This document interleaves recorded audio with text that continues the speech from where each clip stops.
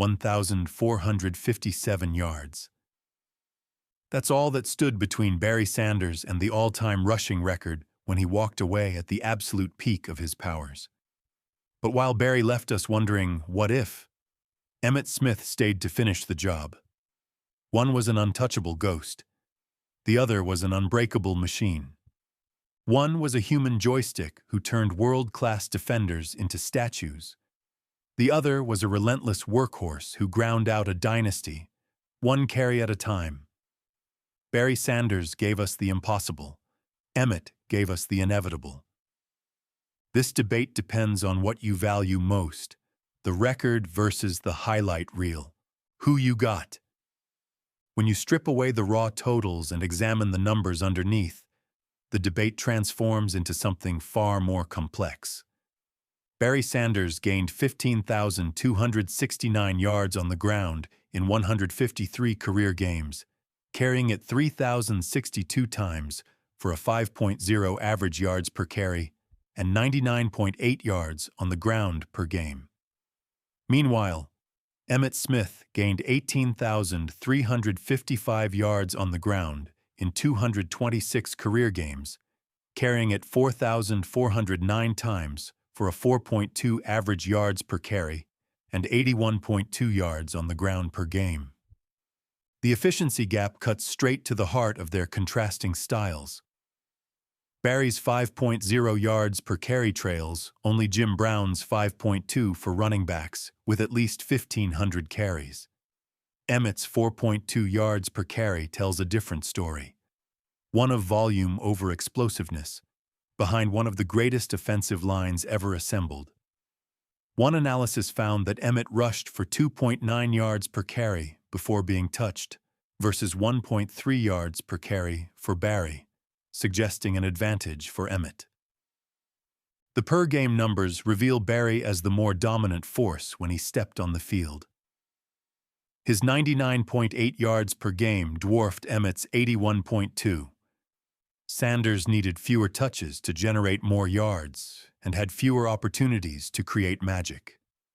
But Emmitt's 164 rushing touchdowns against Barry's 99 signals a different kind of value, the ability to finish drives and find the end zone when it mattered most. These numbers don't just represent different statistical categories. They represent entirely different philosophies of greatness. Sanders maximized every opportunity, turning routine handoffs into highlight reels while averaging nearly 19 more yards per game.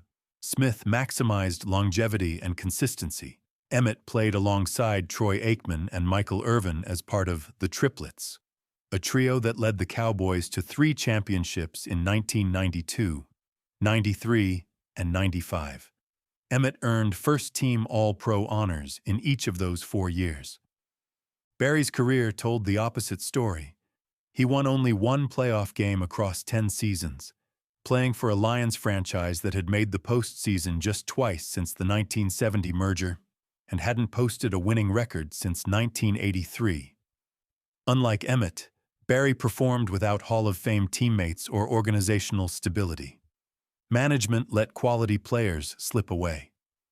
The franchise remained mired in mediocrity, while Barry turned broken plays into unforgettable moments, individual brilliance trapped in systemic dysfunction.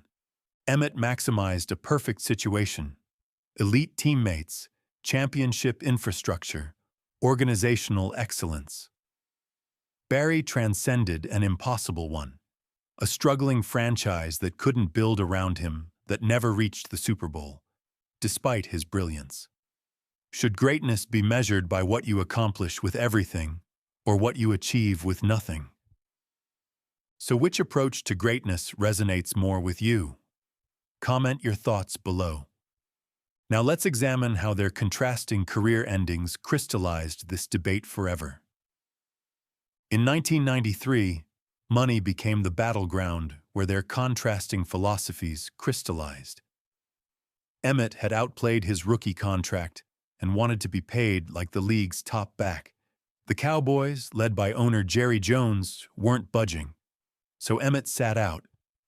They fell in Week 1 to the Washington Redskins, and lost at home to the Buffalo Bills in Week 2, the very team they had trounced in the Super Bowl just months earlier. After that Bills loss, Jerry Jones cratered and re-signed Emmitt, agreeing to a 4-year, $13.6 million deal that made him the highest-paid running back in the league. Emmitt's holdout revealed the leverage that comes from being indispensable within a championship system.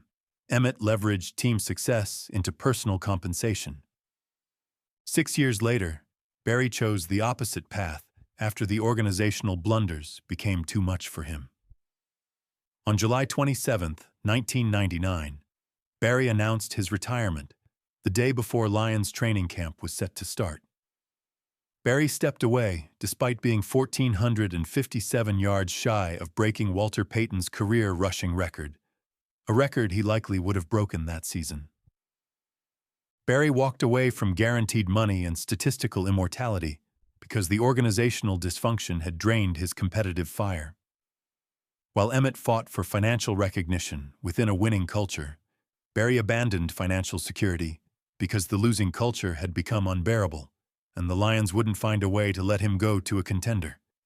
Smith maximized his leverage within success. Barry chose his sanity over everything else. Emmitt's holdout was about securing his place in a dynasty. Barry's retirement was about refusing to waste his prime in futility. Emmitt's separated shoulder in the 1993 season finale against the Giants became the defining moment of his championship legacy. With a thigh pad wrapped under his shoulder pads for extra cushioning, Emmitt landed on his right shoulder after a 46-yard run and stayed on the turf for several minutes. Emmitt carried 32 times for 229 yards while playing with that separated shoulder, single-handedly carrying the Cowboys to an overtime win that clinched home field advantage throughout the playoffs. Emmitt spent the night at a Dallas hospital with an IV in his arm and painkillers flooding his system, then proceeded to play in Dallas's 3 postseason games, rushing for 132 yards on 30 carries and scoring 2 touchdowns in the Cowboys' Super Bowl triumph over Buffalo. Barry was experiencing his peak seasons in a franchise that couldn't capitalize on his brilliance. In 1995, Barry recorded 314 attempts for 1,500 yards and 11 touchdowns, earning Pro Bowl selection and AP First-Team All-Pro honors. The Lions made the postseason as a wild card, but lost to the Philadelphia Eagles 58-37 in what was then the highest-scoring postseason game in NFL history.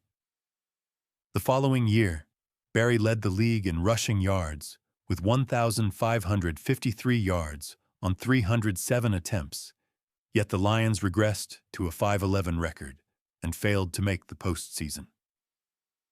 In 1997, Barry had his best individual year in the NFL, running for 14 consecutive 100-yard games and finishing with 2,053 rushing yards for the season, winning MVP honors while his team missed the playoffs again. The contrast cuts deeper than statistics. Emmitt's willingness to sacrifice his body for team success defined championship culture. Barry's dominance became individual excellence trapped in organizational futility. 27 years after Barry walked away from football, the debate between him and Emmitt remains unsolvable because it forces us to choose between 2 fundamentally different definitions of greatness. The contrast extends beyond efficiency to recognition. Barry earned 6 first-team All-Pro selections and 4 second-team honors, doubling Emmitt's total, and was no worse than second-team All-Pro in every single season of his career. Yet Emmitt's 3 Super Bowl rings represent the ultimate team achievement that Barry never experienced. The question becomes whether you value sustained excellence within a championship system or peak brilliance transcending organizational dysfunction. Emmitt maximized every advantage, turning elite teammates and infrastructure into record-breaking longevity. Barry maximized individual talent, creating otherworldly moments despite systemic failure. So who was truly better? The workhorse who won championships, or the virtuoso who walked away at his peak? Drop your choice in the comments below.